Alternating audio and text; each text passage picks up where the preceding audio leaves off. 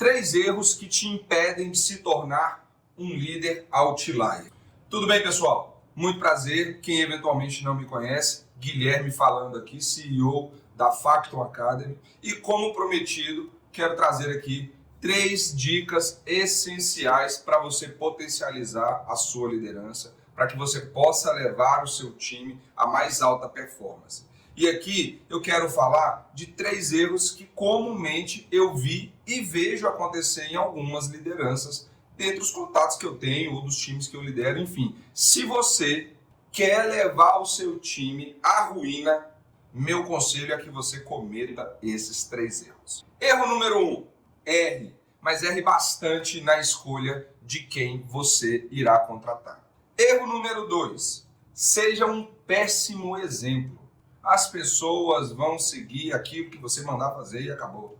Não se preocupe em dar exemplo, até porque quem manda é você. E por fim, um outro erro bastante comum: mantenha a distância para os seus liderados. Não se envolva com suas atividades, não esteja junto com eles nas batalhas do dia a dia, e assim você irá garantir com maior facilidade que as coisas não aconteçam para você.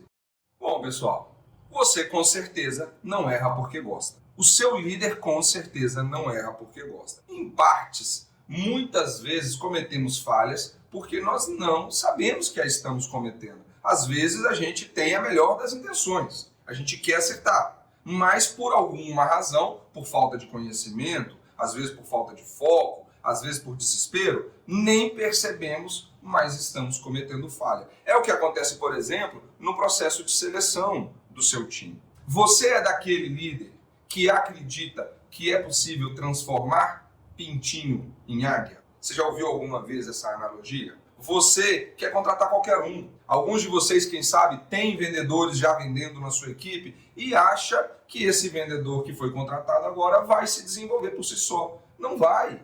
Especialmente se ele for pintinho. Pintinho você pode colocá-lo, essa é a analogia, no meio de um monte de filhote de águias. Mais tarde esse pintinho vai crescer e vai ciscar como galinha. Então não cometa esse erro. Mas pensa comigo, como você vai acertar na escolha daqueles funcionários que você irá contratar se você provavelmente não está caprichando, não está fazendo como deveria desde o recrutamento? E aí, algumas dicas importantes. Primeiro, você sabe qual a diferença entre recrutamento e seleção? São 2 etapas distintas do seu processo de contratação. Veja bem, um está intimamente conectado com o outro.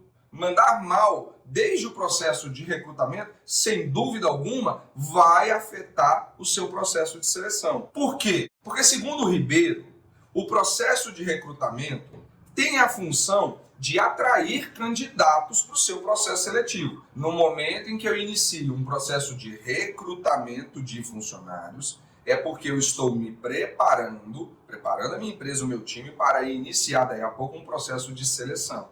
Tudo o que eu fizer para atrair candidatos, ainda que talvez sem tanto direcionamento, tá? Sem ter medido bem quais são as habilidades, os perfis deles, eu estou montando um banco de dados. Aquela fase em que você começa a receber currículos, em que você começa a receber sondagens. E aí, você está contratando? Como é que funciona? Tudo isso está para o processo de recrutamento. Já o processo de seleção, que eu trago aqui um outro autor, Chiavenato, ele vai dizer que processo de seleção é o momento em que você visa escolher o homem certo para o cargo certo. Eu tenho agora 50, 100, 150 currículos. Eu inicio um processo de, no futebol a gente chama de peneira, né? De peneira para que eu possa, de fato, acertar naquele que irá começar a trabalhar no meu time. Então, veja o que eu falei agora há pouco.